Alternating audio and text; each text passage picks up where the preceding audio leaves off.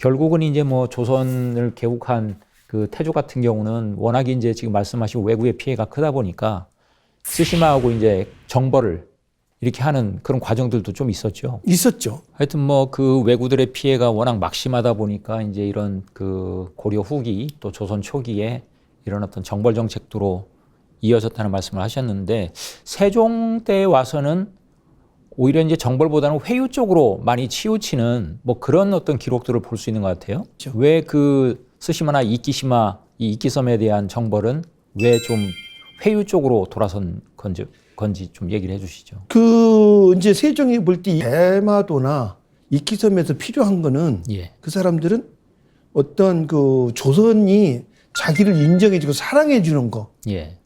자기 존재감을 얘기를 해주는 거거든요. 그러니까 이 아들이 필요한 거는 쌀 몇 석 뭐 이런 거 있잖아요. 생활 물품을 주면 되는 거고.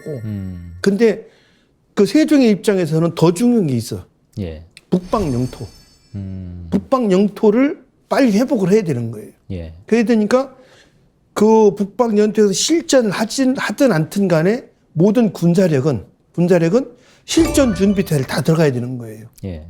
다 들어가다 보니까 대마도나 이끼섬으로 군대를 돌리면은 전선이 양분이 돼버리잖아요. 그렇죠. 그러니까 이쪽은 쌀말이나 주고, 뭐 이렇게 필요한 물품 주고, 소금간장 주고, 콩 주고, 그렇게 하고 모든 군사력은 북방으로 보내야 되는 거예요. 그 명나라한테는 사정적으로 하고, 여진족들한테 달래고 안 되면은 가서 푸시엘해서 잡아뜨리고, 명나라도 안 되면은 태종 때는 명나라한테 자꾸 그러니까, 그럼 우리 전쟁 한번 하자. 명나라랑 전쟁을 하려고 준비하는 그런 장면도 나오고 그래서 그 세종 때 그런 식으로다가 회유책으로 들어간 거는 북방 영토 확보를 위해서 그런 거예요. 정책적인 주안점이 달랐군요. 완전히 달랐죠. 예. 그래서 이제 결국은 세종이 이걸 갖다 완전하게 조선에 못 끌어들이고 어정쩡하게 대했던 것이 이끼섬 이런 거죠. 대마도로 이걸 그 완전하게 정리를 못하고 어정쩡하게 된 것이 그날 그 훗날 큰 환란으로 닥치는 거죠. 그래서 뭐 책에도 보면 그런 어떤 그 정책적인 주안점이 달라지다 보니까 조선 중기에 오히려 그 이끼섬이나 대마도에서 이제 그 세력을 키운 왜구들이 조선의 남쪽에서 그 왜란을 일으키는 것으로 많이 이어지잖아요. 일어나죠. 예. 많이 일어나는데 세종 때는 이제 거기서 뭐 양식은 300석이면 300석 뭐 이런 식으로 준단 말이죠. 거기는 이제 쌀이나 이런 건 생산이 안 돼. 특히 대마도. 예. 이끼섬 같은 경우는 어느 정도 생산이 돼요. 탄수화물이 생산이 되는데 대마도는 안 되거든. 대마도는 안 되니까 대마도 사람들을 먹을 만큼 이제 보내는 거죠. 그렇다고 풍족하게 보내지 않더라도. 근데 이제 그게 쌀이 계속해서 지급이 되고 그러면은 괜찮은데 이게 중단을 한단 말이에요. 그러니까 그 조선 사람들이 일본 사람들 특히 대마도 이런 사람들은 이것도 아니고 저것도 아니니까 그냥 깜봐도 되는 것처럼 해가지고 뭐 예를 들어서 500석 주던 거를 야, 안 돼. 400석으로 줄여. 뭐 이렇게 되면은 그 쌀 받아 먹던 대마도 사람들 가만히 못 있죠. 굶어 죽을 수는 없으니까. 에라 모르겠다 이제. 그렇다고 대마도 사람들이 혼수나 그쪽으로 가는 것보단 부산 한국 조선의 남쪽이 훨씬 편하니까 들어오는 거죠. 예. 들어오는데 그 세조 때 뭐 성종 그 원절에만 해도 조선에 군대가 있었는데 그런 것처럼 군대가 있었는데 그 뒤로 연산군, 중종, 명종 이쪽으로 보면은 군대가 없는 거예요. 군대가 없으니까 그거 난을 당하고 그 사람들을 몰아낸 게 아니라 그 사람들은 약탈을 해서 약탈한 만큼 가지고 그냥 가는 거예요. 네. 그러니까 조선에서는 어느 정도 뺏기고 많은 거죠. 그런 식으로 이제 계속 이어졌던 것이 이제 그 나중에 크나큰 대란이 일어나는 거죠. 뭐 삼포왜란이라든지 이제 뭐 사령군 거죠. 왜란이라든지 이런 일들이 벌어졌다는 말씀을 하셨고, 그 지금 보면 이제 방금도 말씀하셨지만 이끼섬이 거리상으로는 이제 큐슈가 훨씬 가깝잖아요. 그런데 왜 조선에 이렇게 그 더 의지를 하게 되는지 어떤 뭐 이유가 있을까요? 그 사람들이 큐슈나 혼슈 사람들한테 인정을 받았으면은 예. 조선한테 의지했겠어요? 인정 못 받은 거죠. 어떤 정치적 상황. 정치적 상황, 그러니까 큐슈나 이쪽 번에서 볼 때는 예. 도둑들이니까 여러 가지로 무지를 그러니까 이제 야, 니들 도둑놈들 여기 근접하지 마. 그러니까 자기들도 뭐 부족한 게 있으니까 살기 위해서는 여기저기 찔러 보는 거죠. 저기 찔러 보니까 이제 그 조선에서는 아, 요게 그런 문제점이 있네. 그러니까 이제 양쪽으로 너는 너, 저건 저거 이런 식으로 이제 대하게 되는 거죠.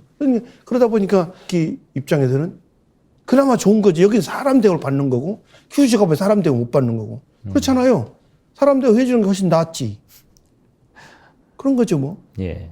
이제 그런 어떤 시대적인 변화 속에서 16세기 들어서 가지고 결국은 이끼섬이 조선의 영향력이 이제 줄어들게 되면서 오히려 나중에 이제 조일 전쟁, 흔히 얘기하는 임진왜란들 이제 당하면서 그 역할이 상당히 많이 좀 변하죠. 그 전쟁이 조일 전쟁 때는 이키섬에서 예. 큰 역할을 하죠. 예. 거기가 일본의 그서 볼 때는 이제 그 조선 침략의 전초 기지가 된 거죠. 예. 군함이다, 양식이다, 뭐 이런 걸 거기다가 다 이제 제껴 놓고 거기서 다 이제 가는 거니까. 그래서 지금도 그 일본의 그 조일 전쟁 때 일본 군수 창고가 예. 이키섬 그냥 남아 있잖아요.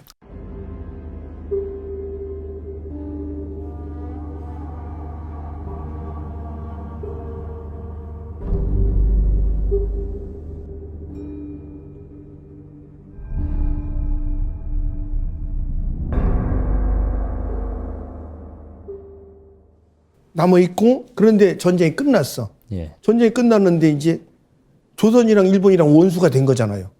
원수가 됐으니까 서로 교류가 없는 거지. 그런데 이키섬 입장에서도 조선에 와서 뭐 달라고 하기도 어렵게 됐고, 예. 지들이 저지른 죄가 있으니까. 그러니까 조선에서는 온다 하더라도 이놈은 그냥 둘 수 없는 거고. 그런데 나중에 이제 통신사라고 해서 그 일본이랑 조선이랑 국교가 정상화 되면서 예. 다시 재개를 하면서 그 조선에서는 이끼를 갈 일이 없는 거예요. 공식적인 루트에서는. 왜냐하면은 일본의 정부는 에도에 있었거든요. 예. 에도 막부로 가야 되니까 어떻게 했냐면은 대마도에서 바로 히로시마로 통해서 그 앞으로 해가지고 오사카로 가는 거죠. 그러면서 조선의 주력들이 이제 일본 에도로 가는 거고, 더더군다나 이키섬은 임진왜란이라는 그 조일전쟁이 끝나면서 조선의 많은 포로들이 예. 이키섬에서 나가사키로 해가지고 노예로 어마어마하게 팔려갔거든. 그러니까 그 조선의 입장에서 보면 이키 이거는 불구대천지 원수의 땅이 된 거죠. 아. 그러니까 조일 전쟁을 거치면서 예. 이끼섬이 예. 조선의 입장에서는 네. 상당히 좀 안 좋은 인식으로 안 좋은 인식으로 갖고, 예. 그러면서 그때 이제 그 공식적인 그런 건데 비공식적으로는 어떤지 모르겠어요. 비공식적으로는 그 뭐 소통을 했는지 어떤지 모르겠지만은 그 조선 사람들의 가장 아픈 땅이 이제 이키가 된 거죠. 그리고 이제 공식적으로는 이제 에도막부하고의 소통이 네. 이끼섬을 거치지 않고 네, 그렇죠. 기타 기술을 나중에. 통해 가지고 네, 나중에. 바로 이제 가는 그런 과정을 거치면서 점점 이제 우리 역사 속에서도 이끼섬에 대한 인식이나 이런 것들이 네. 희미해질 수밖에 없었다. 그렇죠. 사라지는 예. 거죠.